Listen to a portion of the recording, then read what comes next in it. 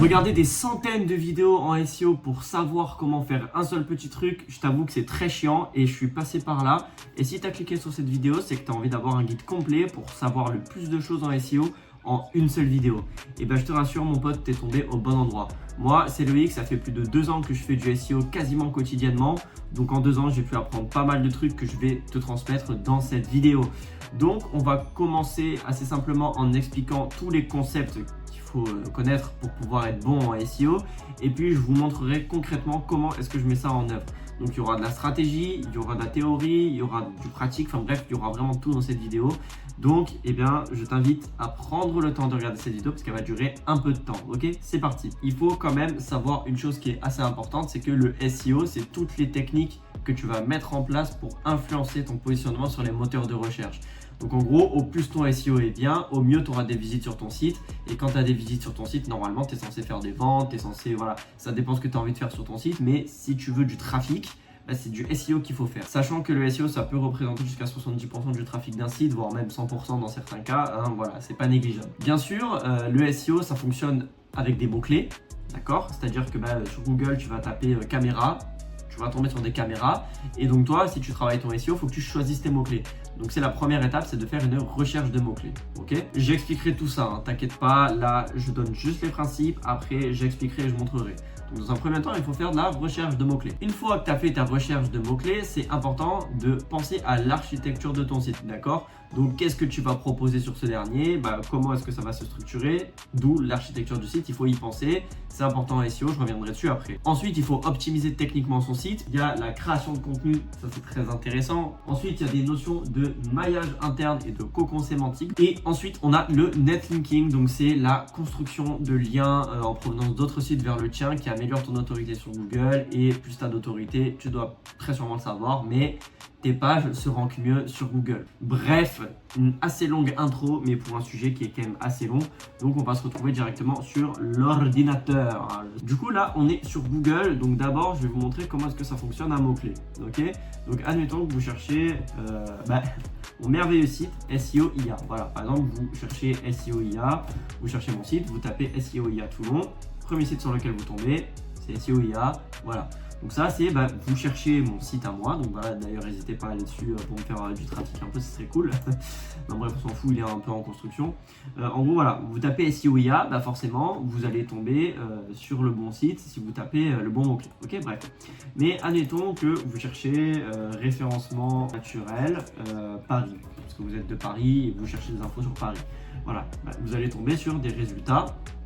Donc ça c'est ce qu'on appelle la SERP, c'est la page de résultats. Et ça, c'est le mot-clé que vous tapez, d'accord? Donc, si vous êtes une agence de référencement naturel à Paris, vous avez tout intérêt d'être positionné sur ces requêtes de recherche. Bon, là, vous voyez qu'il y a pas mal d'entreprises, enfin, ça, on s'en fout. Il y a différentes typologies de mots-clés. Donc ça, c'est, on va dire, la middle trend, voire peut-être même de la long trend, mais moi, je dis que ça, c'est de la middle trend, hein. Voilà. Donc, il y a les mots-clés de courte trend, d'accord? Les mots-clés génériques. Donc là, ça serait de taper, je sais pas, par exemple, le mot-clé SEO. SEO, c'est un mot-clé qui est court, qui a beaucoup de concurrence dessus, mais il y a aussi un volume de recherche très élevé. A l'inverse, si j'écris comment faire du référencement SEO avec 200 € par mois, ça, c'est un mot-clé de longue traîne, d'accord? C'est un mot-clé où il y a moins de volume de recherche, donc il y a moins de personnes qui cherchent ce mot-clé par mois, mais par contre, il est moins concurrentiel. Ça, vous pouvez le vérifier via l'onglet outils. Donc là, par exemple, 35 millions de résultats, c'est quand même beaucoup. Et si vous tapez juste SEO, vous cliquez sur outils, voilà, 1 milliard de résultats, c'est énorme comparé à l'autre. Donc c'est ça, voilà, il y a une différence et plus le mot-clé est long, c'est de la longue traîne. Et s'il est moyen, on dit que c'est la middle trend, enfin bref. Mais quand vous créez un nouveau site, le délire, c'est de sélectionner des mots-clés qui sont de longue traîne. Parce qu'en général, quand on est un nouveau site, on n'a pas beaucoup d'autorité. Et quand on n'a pas beaucoup d'autorité, c'est compliqué d'aller sur des mots-clés comme ça de longue traîne. Par exemple, agenceseo.fr, je pense que, il me semble même que c'est la plus grosse agence SEO de France, par exemple. Là, tout ça, c'est des trucs qui sont, t'as Wikipédia, e-marketing, c'est des sites qui sont énormes. Toi, si tu commences, vaut mieux aller sur des mots-clés qui sont plus de longue traîne, d'accord? Donc maintenant, je vais vous montrer comment est-ce que vous pouvez faire une stratégie de mots-clés assez simple. Donc il y a plusieurs endroits où vous pouvez rechercher vos mots-clés. Premièrement, il y a tout simplement, comme je vous l'ai dit, la barre de recherche de Google. Donc vous tapez par exemple micro-cravate. Donc là déjà, si vous vendez des micro-cravates, vous voyez qu'ici il y a des propositions. On va cliquer sur sans fil par exemple, micro-cravate sans fil. On va là, hop, Rode, professionnel, Bluetooth, prix iPhone. À chaque fois, boum, Rode. Là, est-ce que vous avez wireless go, enfin bref, en gros, vous avez plein de suggestions de mots-clés. Ça, c'est des mots-clés qui sont recherchés sur Google. Ça, vous pouvez être sûr que c'est voilà, c'est tranquille, vous pouvez aller dessus. Il y a des gens qui cherchent ça. Sinon, vous avez les questions associées qui peuvent être pas mal pour donner des idées de contenu. Et puis, vous avez ici voilà, des recherches associées. D'accord? Donc, vous pouvez regarder mode d'emploi. Ben voilà, ça peut vous donner des idées. Vous pouvez aller dans les vidéos pour vous inspirer. Tuto, comment prendre en main. Images, vous pouvez aller sur les images, ça c'est intéressant aussi. Voilà, vous avez des recherches associées à cet endroit-là. Donc vous avez de quoi chercher plein de mots-clés. Maintenant, vous avez des mots-clés, c'est cool, vous vous êtes fait une liste. Donc moi je vous recommande d'aller sur Excel ou Google Sheet pour vraiment vous faire une liste des mots-clés qui vous intéressent. Donc il faut que ce soit cohérent avec ce que vous vendez, d'accord? Une fois que vous avez une liste, disons de vingtaine de mots-clés, il y a plusieurs manières de regarder. Moi, je vous conseille d'aller sur SEMrush. Sur SEMrush. Alors, il faut avoir une version gratuite ou sinon vous devez payer, mais avec la version gratuite, vous pouvez avoir accès à quelques trucs quand même.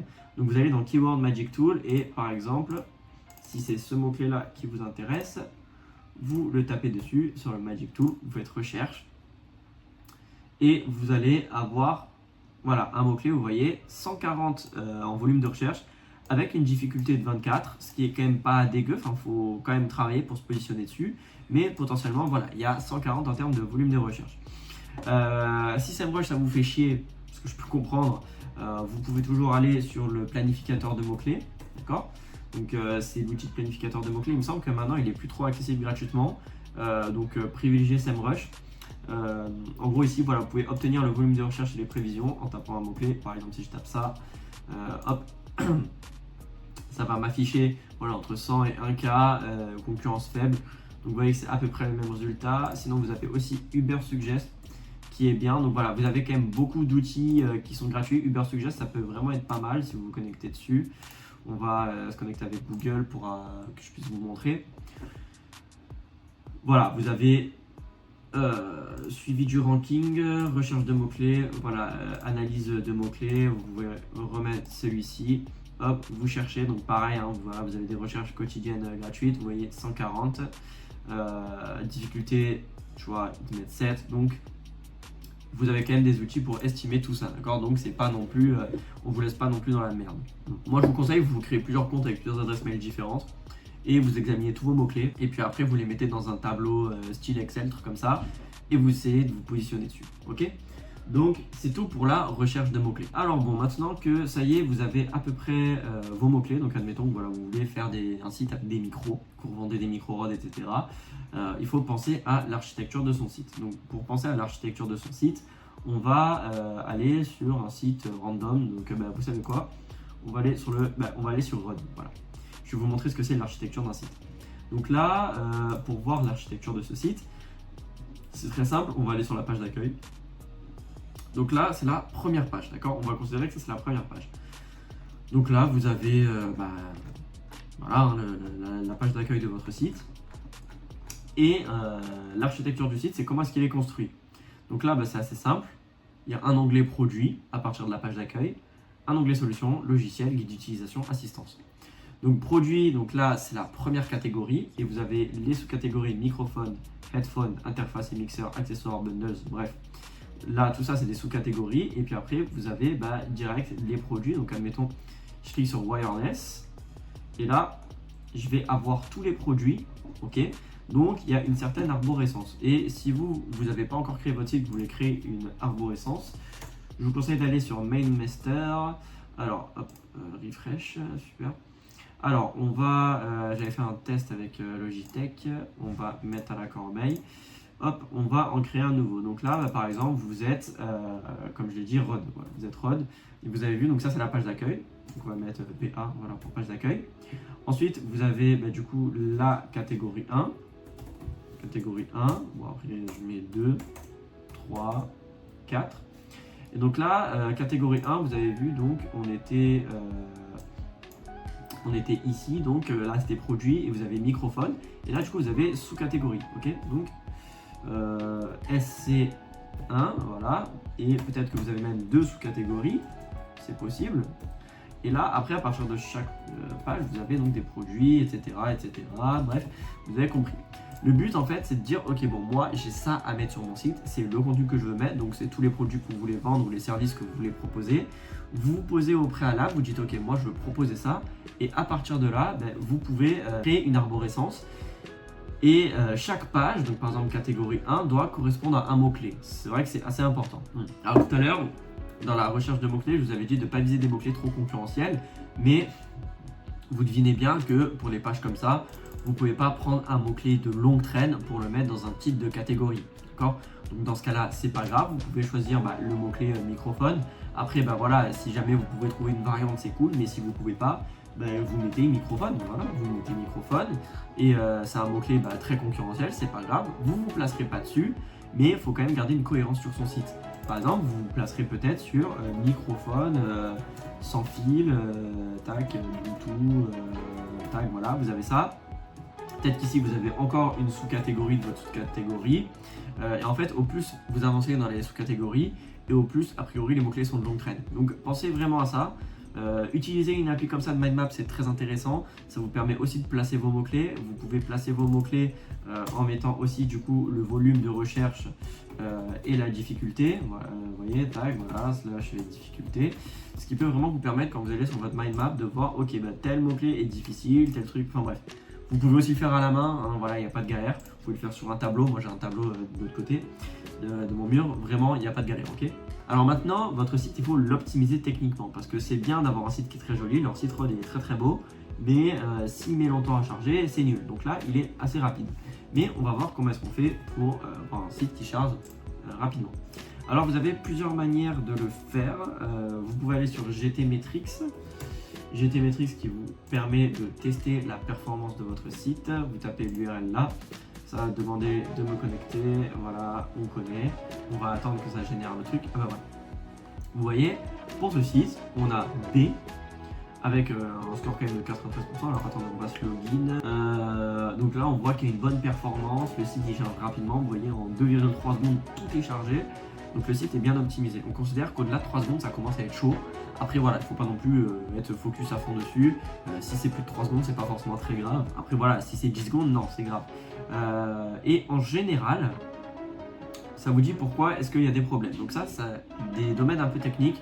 Mais généralement, sachez que si votre site met du temps à charger, c'est soit qu'il y a une image qui est trop lourde, soit qu'il faut optimiser le code, donc ça avec des extensions sur WordPress, ça se fait facilement et rapidement, ou soit que vous avez trop d'extensions qui travaillent sur votre site, que vous avez trop de fonctionnalités, et quand vous avez trop de fonctionnalités, des fois ça ralentit beaucoup votre site, donc vous êtes obligé de sacrifier certaines fonctionnalités. Il faut avoir le rapport juste entre, alors ok, ça ralentit mon site, mais ça m'apporte du bénéfice. Donc là, c'est plus du SEO, mais voilà, du business. Enfin, tu réfléchis après en fonction de ce qui t'arrange le plus. Donc, vous avez aussi l'extension Lighthouse qui est de Google, qui vous permet de générer un rapport.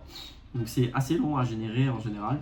Donc là on a mobile bureau, donc ça vous affiche les résultats pour 2 versions, parce qu'il faut bien sûr que votre site soit responsive, donc qu'il soit adapté au mobile, parce qu'aujourd'hui la grande majorité des recherches se font sur téléphone. Bon, je profite du fait que le rapport soit en train de se générer pour vous dire de vous abonner. Je rappelle qu'aux 1000 abonnés, je crée un Discord communautaire où on pourra s'entraider niveau SEO, donc si vous avez envie de progresser, ça peut être vraiment très intéressant.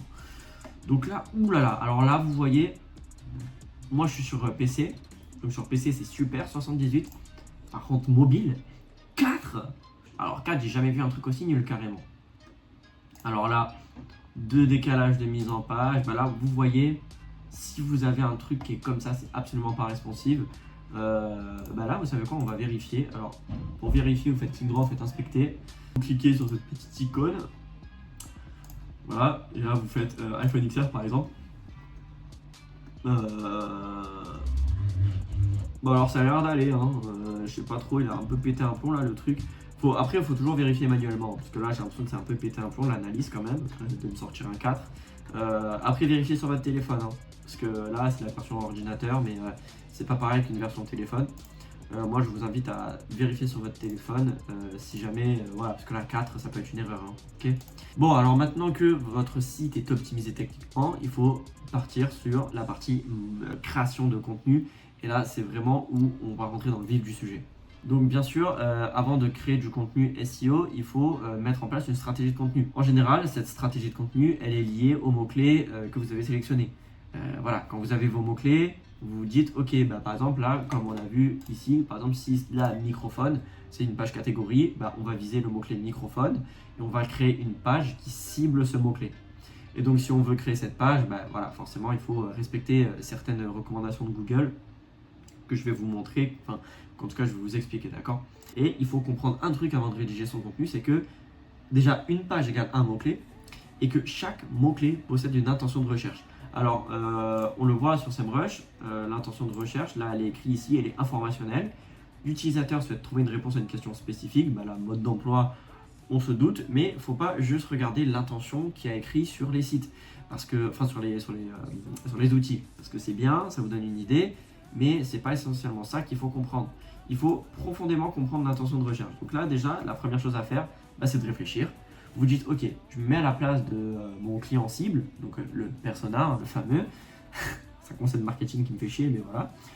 Vous mettez à sa place et vous dites, ok, Rod Wireless Go 2 mode d'emploi, qu'est-ce que je cherche?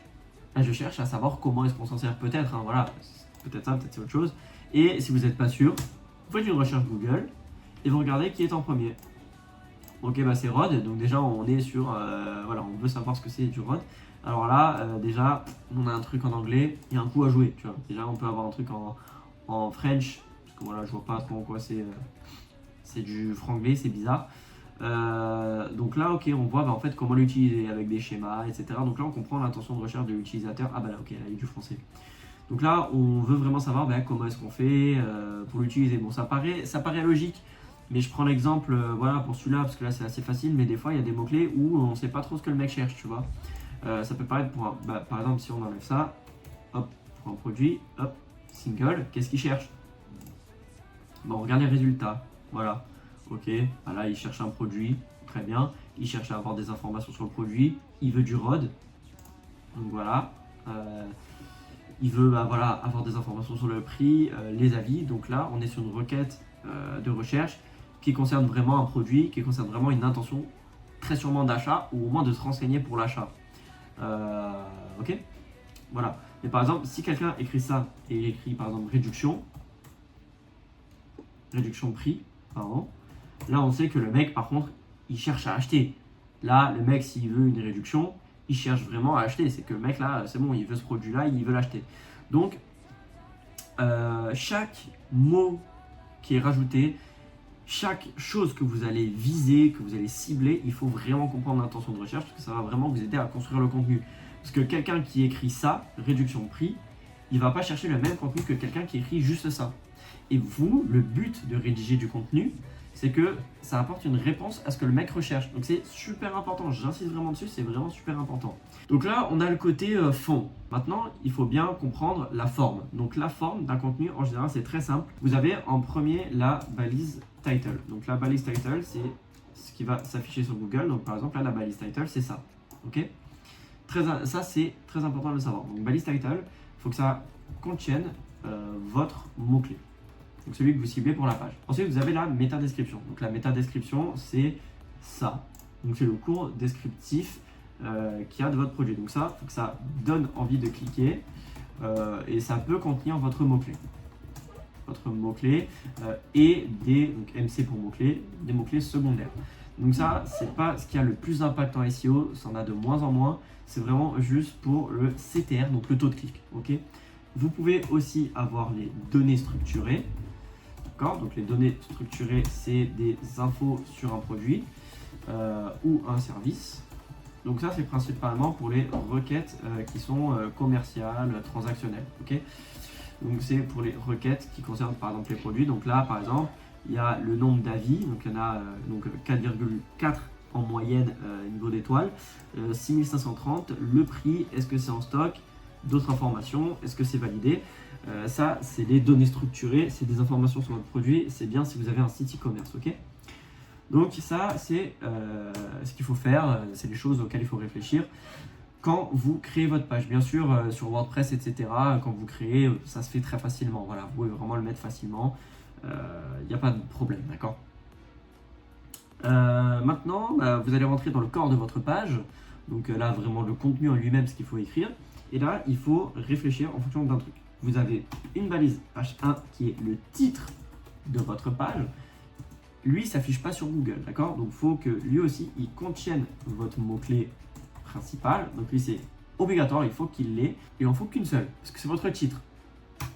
Ensuite, vous avez H2, H3, H4, H5 et H6.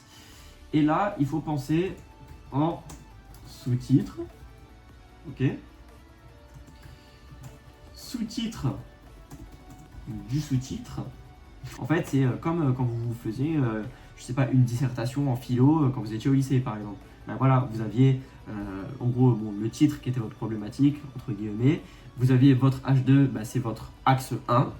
Les H3, c'est les sous-développements de votre premier axe, donc de votre H2.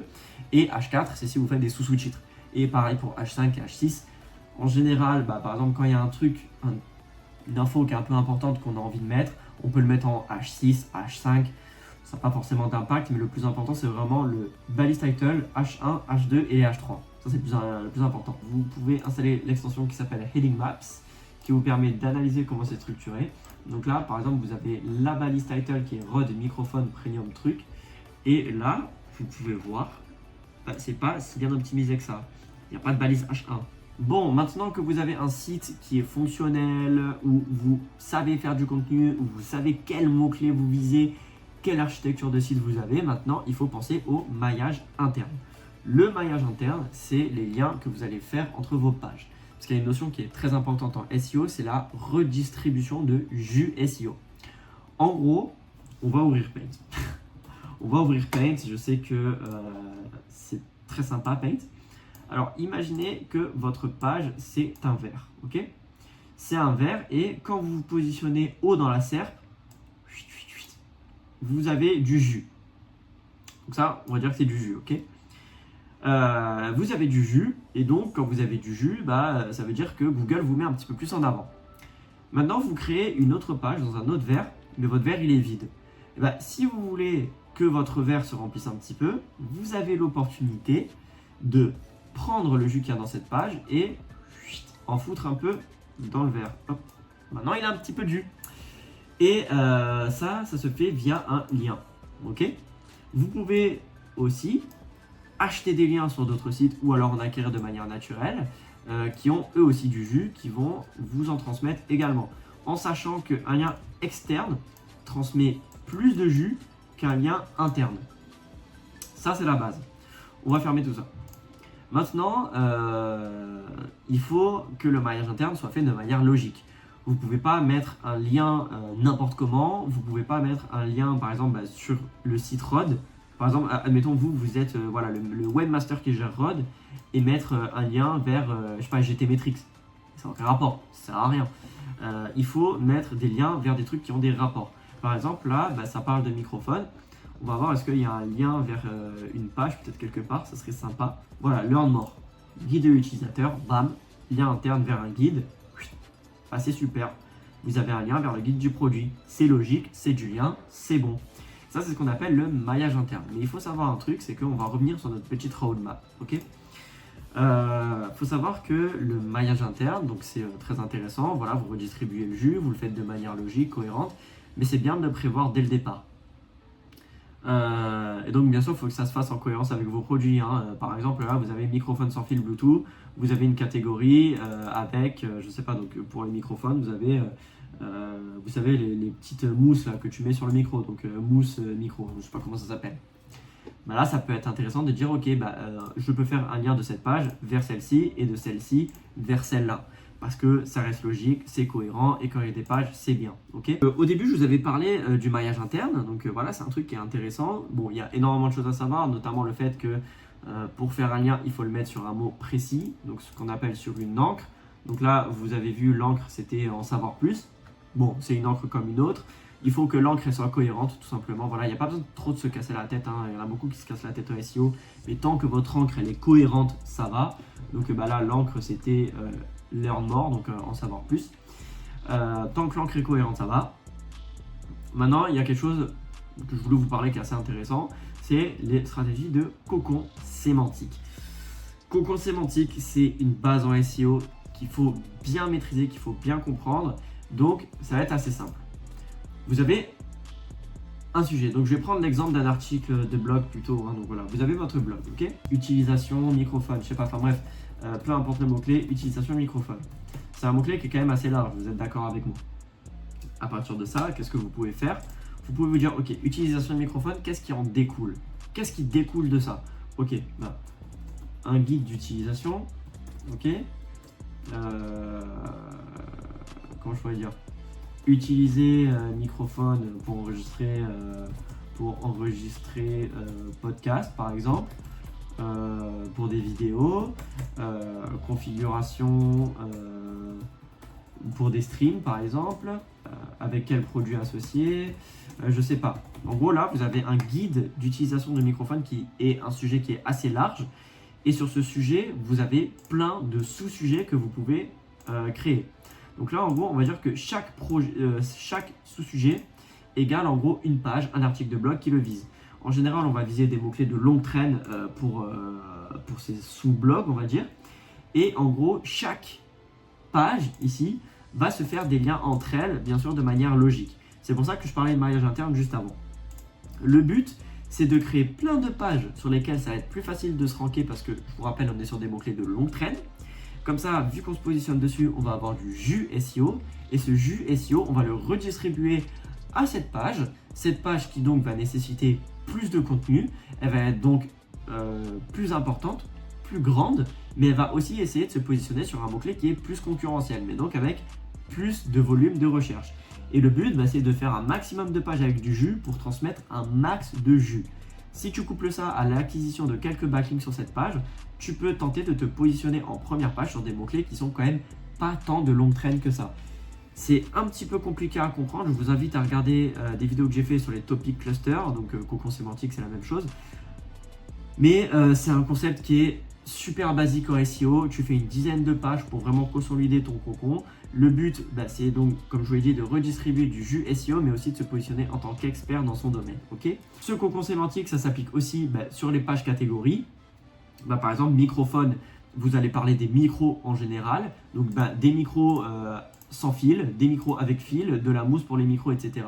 Donc là, vous allez parler de plein de micros différents et vous allez créer plein de pages sous-catégories qui vont apporter des liens vers la page microphone, d'accord? C'est pour ça que c'est très intéressant de penser à quel lien on va faire quand on crée l'architecture de son site, d'accord?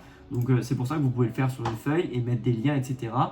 Pensez à vraiment prendre votre temps dessus, mais au plus vous mettrez de temps dessus, au plus vous ferez quelque chose de concret et de bien fait, et au plus quand vous ferez, vous ne vous casserez pas la tête. C'est vraiment super important de penser à ça. Et la dernière étape, on va dire, de l'optimisation de votre site, ça va être le netlinking. Alors pour le netlinking, vous avez plusieurs solutions qui s'offrent à vous. Donc netlinking. Alors, avoir des netlinking, ça consiste à acquérir des liens pour avoir de l'autorité sur votre site. Et qui dit autorité dit plus de facilité à se positionner sur des mots-clés. J'ai très mal écrit. Bref, vous avez compris. En gros, c'est très simple. Plus vous avez de liens et plus vous avez d'autorité sur votre site. Donc au plus, ça va être simple de se positionner sur des mots-clés qui sont concurrentiels, puisque Google vous fait confiance. Et donc pour acquérir de l'autorité, il faut acquérir des liens. C'est ce qu'on appelle un backlink. Ce backlink-là, il a plus ou moins de puissance en fonction de plusieurs caractéristiques. Déjà, ça va dépendre donc du site qui vous l'envoie.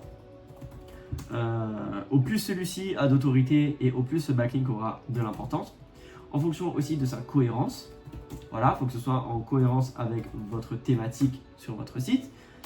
Parce que bien sûr, un site de fleurs qui envoie un lien vers Rhodes, ça n'a aucun impact, ça n'a aucun intérêt. Donc il faut qu'il y ait de la cohérence thématique. L'encre du lien aussi a un impact.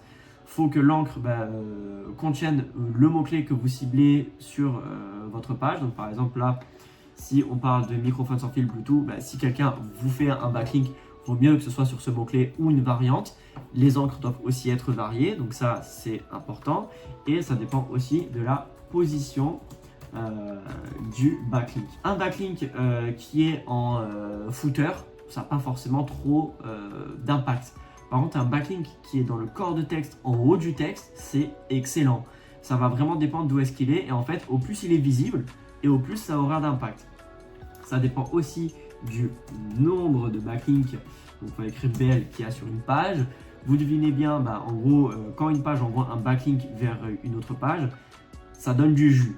Mais s'il y a 3 backlinks, le jus, vous allez le diviser. Alors, pas forcément par 3, ça va dépendre de comment se positionne le backlink sur la page. Le top du top, c'est d'avoir un backlink sur un site qui est de qualité, avec une forte autorité, qui est dans votre domaine d'activité, avec une bonne encre de lien qui contient votre mot-clé, avec bien sûr le mot-clé qui est positionné en haut de la page, sans autres mots-clés aux alentours, et aussi que le site ne passe pas son temps à envoyer des backlinks sur n'importe quel site.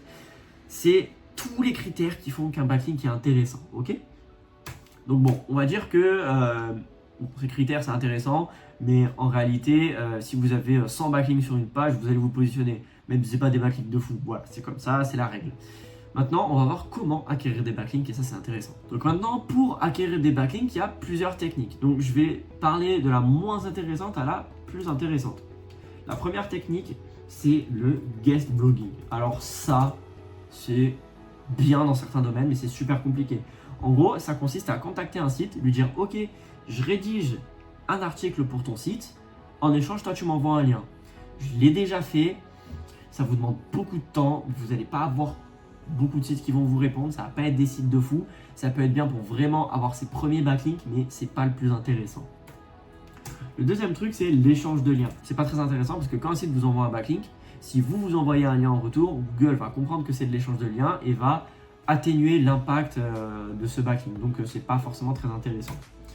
Ensuite, il y a le, comment ça s'appelle, je crois que c'est le ninja linking, si je dis pas de conneries. En gros, en fait, ça consiste à aller sur des forums, sur des blogs et en fait, essayer de foutre un lien vers une de ces pages un peu à l'improviste, un peu n'importe où. Donc ça, ça peut se faire sur des forums, sur des discussions, mais pareil, c'est bien pour en avoir quelques-uns, mais vous perdez beaucoup de temps, c'est pas forcément le plus intéressant. Ensuite, vous avez donc via vos contenus. Donc ça, c'est très intéressant d'avoir ça via des contenus, parce qu'en fait, si vous produisez des contenus de qualité, les gens vont très sûrement repartager votre contenu. Mais bon, pareil, si vous n'avez aucun trafic, même si vous faites des contenus de qualité, personne ne va le voir parce que vous n'avez aucun backlink. Et donc, c'est difficile d'avoir des backlinks si personne ne regarde votre site. Donc voilà, ça peut venir après. Des gens vont vous citer si vous faites du contenu de qualité, mais au début, c'est compliqué. Le plus intéressant, ça reste l'achat de liens. Donc pour acheter des liens, il y a plein de plateformes qui existent. Moi, je vais vous montrer celle que je préfère. C'est Devlink. Devlink, c'est une plateforme d'achat de liens. Alors, bien sûr, quand vous achetez un lien, il faut faire attention à ce que vous achetez. Vous achetez pas n'importe quoi. C'est pour ça que je vous recommande d'aller... Putain, ça bug. C'est pour ça que je vous recommande d'aller sur Devlink. Parce que sur Devlink, vous pouvez choisir le site sur lequel vous allez mettre votre lien. Vous avez des données sur ce site, donc le trafic, bon, là ça marche pas aujourd'hui, super, je vais pas vous montrer. En fait, vous avez des données sur l'autorité du site, son trafic, combien de liens est-ce qu'il envoie sur d'autres sites, la thématique, le prix. Vous pouvez aussi décider pour réduire vos coûts de rédiger vous-même votre article sur le site d'une autre personne, sur Devlink, donc c'est très intéressant pour s'acheter des liens au début. Bon, donc là, le site il est down, c'est chiant. Maintenant, je vais vous montrer comment est-ce que vous pouvez choisir un petit peu, combien de liens est-ce qu'il vous faut. Donc, on va, pareil, écrire le mot-clé, par exemple, microphone. Voilà, on va écrire ça. On se dit, ok, j'ai envie de voir, voilà, par exemple, ce site, c'est mon concurrent, on va voir. Ok, on va voir s'il y a besoin de backlink pour ce mot-clé. Donc là, vous allez aller sur Href et vous allez faire un vérificateur de backlink. Hop. Tac, copier-coller, vérificateur de backlink. Donc là, vous regardez, Kit Audio, est-ce qu'il y a des backlinks? Aucun backlink sur le site, donc ça veut dire que ça va. Par contre, l'autorité du domaine, donc du site, est de 49. Donc ça veut dire que faut que vous ayez une forte autorité pour vous positionner sur ce mot-clé. Maintenant, on va apprendre quand même ce que j'ai envie de vous montrer. Voilà. Donc là, vous voyez, bon, c'est un site qui n'est pas simplement français, il me semble. Hein, mais vous voyez un lien de Futura 85, un lien de je ne sais quoi store. Vous voyez, là, vous avez le rang de domaine qui a un impact sur la force de ce backlink. Vous pouvez voir les backlinks, vous pouvez voir l'encre du backlink qui est ici. Le nombre, donc 2100 liens pour un rang de 37. Donc là, si par exemple vous visiez ce mot-clé, ça va être compliqué, tu vois. Là, par exemple, ici, le mec qui a réussi à se ranker dessus, il a un site de zinzin, donc ça peut être un peu compliqué.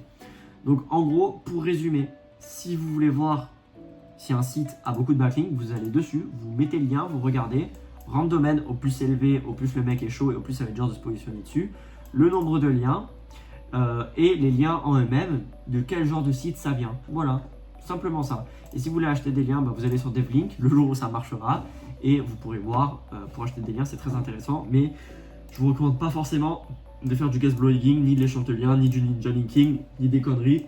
Moi, je vous recommande essentiellement de faire ces deux-là. Alors bien sûr, tout ça, ça doit se coupler à une stratégie de contenu que vous rédigez vous-même, d'accord, que vous faites vous-même. C'est pas juste on achète des liens, c'est on achète des liens, on optimise son site, on crée ses pages, etc. D'accord, on fait tout en même temps, si possible.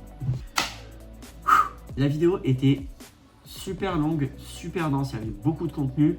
Donc j'espère que ça vous a pas trop embrouillé, j'espère que vous avez peut-être pris quelques petites notes. Donc voilà, le SEO, ça peut paraître assez décourageant parce qu'il y a beaucoup de choses que j'ai abordées et encore là, je suis resté dans le gros du truc. Je suis pas forcément allé dans les plus gros détails. Si vous voulez des vidéos qui détaillent un peu plus chaque point, et je les ferai, ou il y en a très sûrement déjà sur ma chaîne. En tout cas, je vous invite à vous abonner parce que aux 1000 abonnés, je le rappelle, j'ouvre un Discord communautaire où on s'entraidera parce que ce qui est bien, parce que le SEO, c'est quelque chose qui est assez long à apprendre, il y a beaucoup de choses à connaître, c'est pas mal de l'expérience, donc ça peut être un peu difficile, donc avoir un accompagnement, c'est vraiment cool.